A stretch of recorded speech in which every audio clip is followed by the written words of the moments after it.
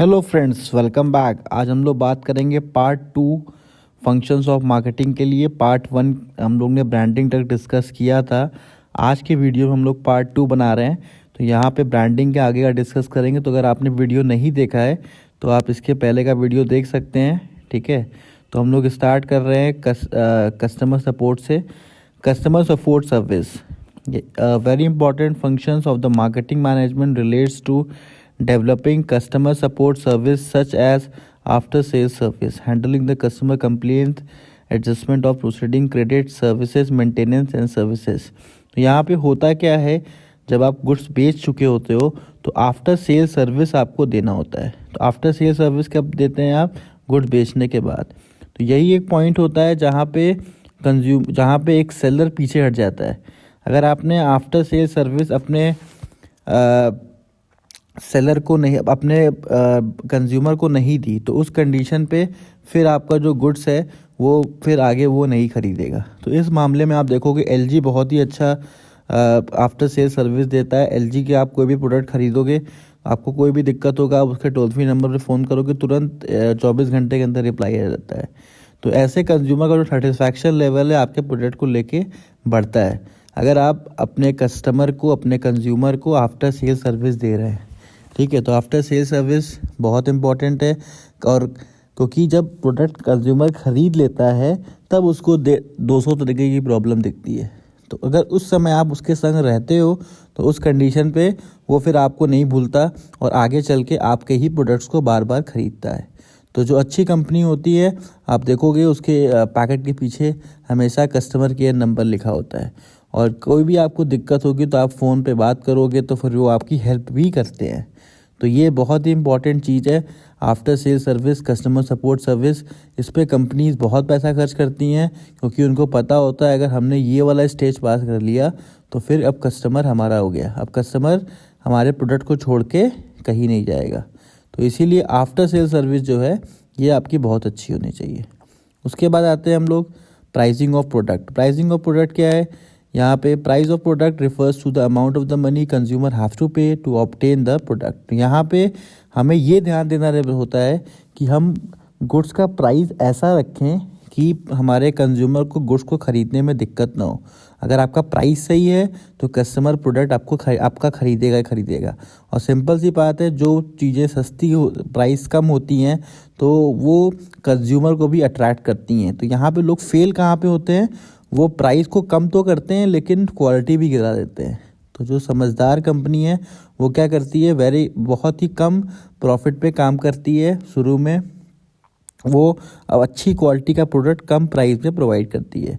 तो अगर आप ये कर लेते हैं, अच्छी क्वालिटी का प्रोडक्ट कम प्राइस में अपने कंज्यूमर्स तक पहुंचा देते हैं, तो कंज्यूमर का एक भरोसा आपके ऊपर आ जाता है। जैसे कि आप एग्जांपल ले सकते हैं पार्ले जी बिस्किट का, मैगी का। ये सब देखिए इतने बड़े ब्रांड बन चुके हैं, और क्योंकि ये प्राइसिंग पे कभी भी ये मतलब पीछे नहीं हटते। आप देखोगे 10 रुपये 12 रुपये में आपको मैगी मिल जाता है, 5 रुपये 6 रुपये में आपको पार्ले जी मिल जाता है। तो ये एक अपना क्वालिटी और एक अपना प्राइस दोनों ही मेंटेन करके रखे हैं। तो उसके वजह से इनका एक जो इमेज है वो कस्टमर के दिमाग में बैठ गया है। तो कंज्यूमर इनके गुड्स को ख़रीदता है और पूरे भरोसे के साथ ख़रीदता है। उनको पता होता है कि अगर मैं 5 रुपये ये क्रीम बिस्किट ख़रीद रहा हूँ, या फिर 5 रुपये का ये ग्लूकोज पार्ले जी का बिस्किट ख़रीद रहा हूँ, तो मैं एक अच्छे क्वालिटी का प्रोडक्ट ख़रीद रहा हूँ। यहाँ पे प्राइस जो होता है वो एक तरीके से इतना कम रखा गया है कि कोई भी कंज्यूमर आराम से ख़रीद सके। तो इस तरीके की प्राइसिंग स्ट्रैटेजी आपको अपनी कंपनी में बनाना होता है कि बहुत ज़्यादा आप प्रॉफिट लेके भी काम करते हैं तो उस कंडीशन में आप मार्केट में टिक नहीं पाते। तो इसीलिए अच्छा क्वालिटी और कम प्राइस ही एक बहुत ही इम्पॉर्टेंट फैक्टर होता है जो आपको मार्केट में स्टेब्लिश होने में आपकी हेल्प करता है। तो अगर मार्केट में स्टेब्लिश होना है तो प्राइसिंग ऑफ प्रोडक्ट पे आपको ध्यान देना पड़ेगा। प्राइस ऐसा रखिए कि कंज्यूमर को अट्रैक्ट करे और कंज्यूमर बार बार आपके गुड्स को खरीदे। तो ये प्राइसिंग की सीख आप मैगी और पार्ले को देख के समझ सकते हैं कि उनकी प्राइसिंग कितनी अच्छी है। अब आते हैं promotion of a product and the services involve informing the consumer about the firm product, its features etcetera. तो प्रमोशन में क्या होता है, यहाँ पे हम अपने गुड्स को प्रमोट करने के लिए अलग अलग एक्टिविटीज़ को करते हैं। तो हमारे बुक में 4 एक्टिविटीज़ बताई गए हैं, 4 मेथड बताए गए हैं। क्या है वो मेथड्स, उसको देखते हैं। तो प्रमोशन तो इम्पॉर्टेंट हो गया किस पॉइंट ऑफ व्यू से, कि गुड्स को हमको अपने कंज्यूमर को पहले अवेयर कराना है अपने प्रोडक्ट के बारे में। तो क्या क्या चीज़ें बताई गई हैं, advertising, personal selling, publicity and sales promotion. तो क्या होता है ये एडवर्टाइजिंग, पर्सनल सेलिंग, पब्लिसिटी और सेल्स प्रमोशन, उसको समझते हैं। तो एडवर्टाइजिंग तो सिंपली एडवर्टीजमेंट हो गया, जो आप टीवी पे देते हो, न्यूज़पेपर पे देते हो, अलग अलग तरीके से आप एडवर्टाइज करते हो। तो ये करना ज़रूरी होता है, क्योंकि किसी भी कंज्यूमर को सपना तो आएगा नहीं कि आप प्रोडक्ट बना रहे हैं, ठीक है। तो जब एडवर्टाइजिंग करिएगा तो लोगों को समझ में आएगा, फिर लोग आपके गुड्स को खरीदेंगे।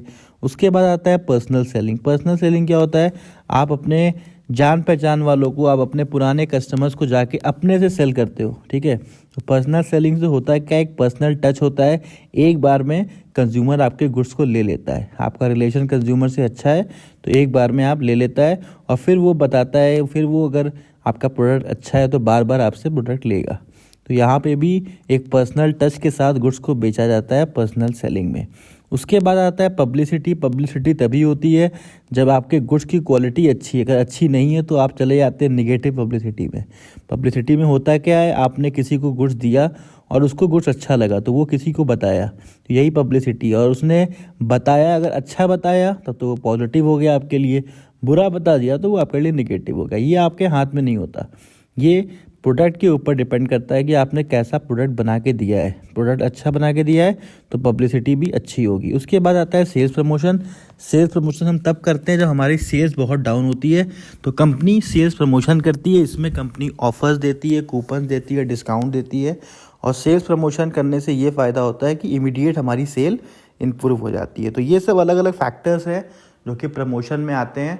ये हर एक कंपनी करती है मार्केट में स्टेब्लिश होने के लिए, ताकि कंज्यूमर जाने कि आपके प्रोडक्ट्स मार्केट में हैं। अब आते हैं हम लोग फिज़िकल डिस्ट्रीब्यूशन को लेके। फिज़िकल डिस्ट्रीब्यूशन में क्या है कि गुड्स को किस तरीके से हमको मार्केट में डिस्ट्रीब्यूट करना है, मतलब अपने कंज्यूमर तक उसको पहुंचाना है। तो इसमें 2 तरीका बताया गया है, decision regarding the channel of distribution, और दूसरा है physical movement of product from where it is produce to the place where it is required. तो अगर आपका फिजिकल डिस्ट्रीब्यूशन स्ट्रांग है तो उस कंडीशन पे आपके गुड्स आराम से मार्केट में अवेलेबिलिटी क्रिएट कर सकते हैं। जैसे कहीं भी अभी मान लीजिए आपने बहुत मेहनत किया, गुड्स को आपने इस्टेब्लिश कर दिया, अब लोग आपके गुड्स को पसंद करने लगे, लेकिन प्रॉब्लम क्या है कि आपके गुड्स जो हैं वो रिटेलर्स के पास अवेलेबल नहीं है। तो वहाँ पे अब जो कंज्यूमर आपका है वो किसी और गुड्स की तरफ स्विच कर जाएगा। तो इसीलिए कंपनी जो होती है वो रिटेलर और होलसेलर बना के रखती हैं कि जब कभी भी हमारे कंज्यूमर को कोई प्रोडक्ट की ज़रूरत पड़े तो अवेलेबिलिटी की प्रॉब्लम ना हो। अवेलेबिलिटी की प्रॉब्लम जैसे ही होती है कंज्यूमर दूसरे तरफ स्विच कर जाता है।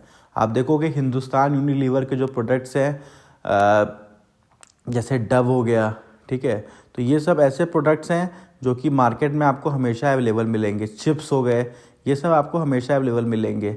कुरकुरे का चिप्स हो गया। तो ये लोग का डिस्ट्रीब्यूशन नेटवर्क इतना स्ट्रांग है कि किसी भी रिटेल शॉप पे अगर जैसे ही प्रोडक्ट ख़त्म होता है ये तुरंत ही जाके वहाँ पे फिर से प्रोडक्ट रखाते हैं।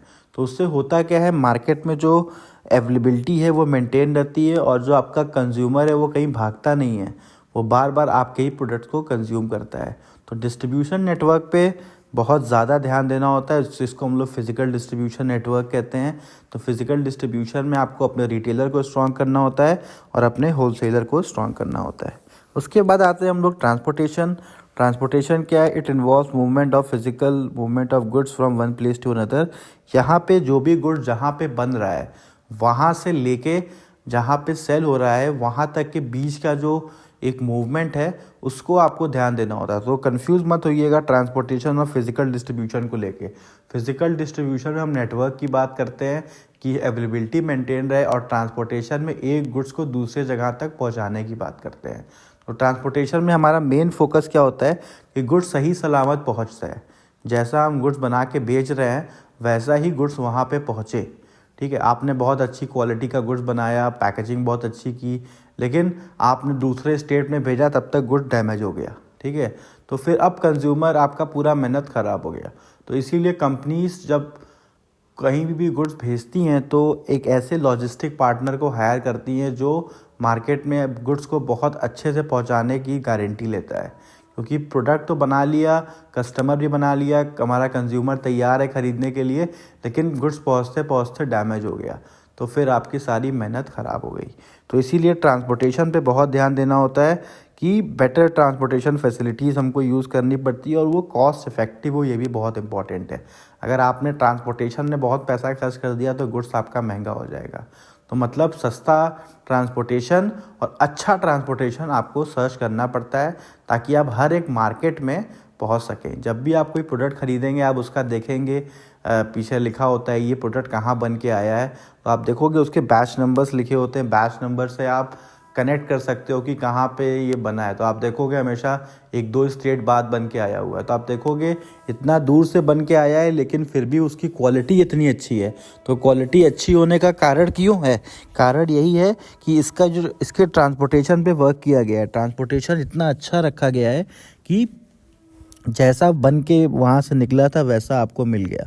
तो ट्रांसपोर्टेशन बहुत इम्पॉर्टेंट है। ट्रांसपोर्टेशन में कंपनीज़ बहुत ज़्यादा दिमाग लगाती हैं कि सस्ते से सस्ते में और सही प्राइस में ट्रांसपोर्टेशन हो जाए ताकि वो क्वालिटी मेंटेन रहे जो क्वालिटी बनाई गई है। उसके बाद आते हैं storage and warehousing. Storage warehousing का कॉन्सेप्ट कहाँ से आया?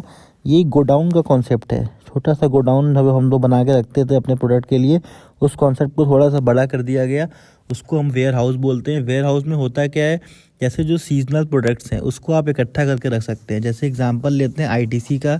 अब आईटीसी बनाती है आशीर्वाद आटा, तो आशीर्वाद आटा हो गया प्लस पार्ले जी बिस्किट हो गया, ये सब वीट से ही बनता है। तो वीट का प्राइस ऊपर नीचे हमेशा होता रहता है। तो कंपनीज करती क्या है, यहाँ पे वेयर हाउस की हेल्प लेती हैं। जब वीट का प्राइस कम होता है तो वो काफ़ी स्टॉक लेके उसको रख लेती हैं।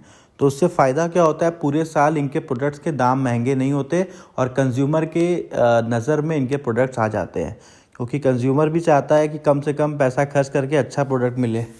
तो इस प्राइस को मेंटेन करने के लिए ये लोग वेयर हाउस की हेल्प लेते हैं, बल्क परचेजिंग करते हैं और सारे वेयर हाउसेस में रख लेते हैं। तो वेयर हाउस आपको रेंट पे भी मिलते, ज़रूरी नहीं है कि वेयर हाउस आपको ख़रीदना ही पड़े। तो छोटे बिजनेसमैन के लिए भी वेयर हाउस होता है, ठीक है। तो आपको करना क्या होता है, वेयर हाउस हायर करना होता है, उसके किराए पे लेना होता है और वहाँ पे अपने प्रोडक्ट्स को रख देना होता है। और जब उसकी नीड मार्केट में आती है, जब उसकी डिमांड मार्केट में आती है तो आपको निकाल के वहाँ से दे देना होता है। तो उससे आपका क्या फ़ायदा होता है? आपका ये फ़ायदा होता है कि जब मार्केट में प्राइस फ्लक्चुएशन होता है, प्राइस ऊपर नीचे होता है, तो उससे आप बच चुके होते हो। सस्ते में आप सारा प्रोडक्ट खरीद के रखे रहते हो तो आपको नुकसान नहीं होता कभी, हमेशा आप प्रॉफिट में रहते हो। तो बड़ी कंपनी यही करती है, जब भी जिस प्रोडक्ट का सीज़न है उस समय खूब सारा प्रोडक्ट खरीद के रख लेती है और उसको वेयर हाउस में स्टोरेज फैसिलिटीज़ होती हैं तो आपके प्रोडक्ट्स ख़राब भी नहीं होते। तो आप रख लीजिए, फिर उसके बाद पूरे साल प्रोड्यूस करिए। तो उससे होगा क्या, प्राइस भी मेंटेन रहेगा और मार्केट में आपका प्रॉफिट भी मेंटेन रहेगा। इसीलिए वेयर हाउसिंग को भी इम्पॉर्टेंट फंक्शन बताया गया है हमारे मार्केटिंग में। तो आप चाहिए तो वेयर हाउसिंग के बारे में अलग वीडियोस भी हमारे चैनल पे हैं, आप उसके वेयर हाउसिंग के अलग अलग टाइप भी पढ़ सकते हैं। ठीक है फ्रेंड्स, हमारे चैनल को प्लीज़ सब्सक्राइब करना मत भूलिएगा। Thank you for watching. अगर आपको कोई प्रॉब्लम होती है किसी भी पॉइंट पे तो आप कमेंट में लिख दीजिएगा, हम लोग आपको कमेंट पे समझा देंगे या फिर एक नया वीडियो बना देंगे। Thank you.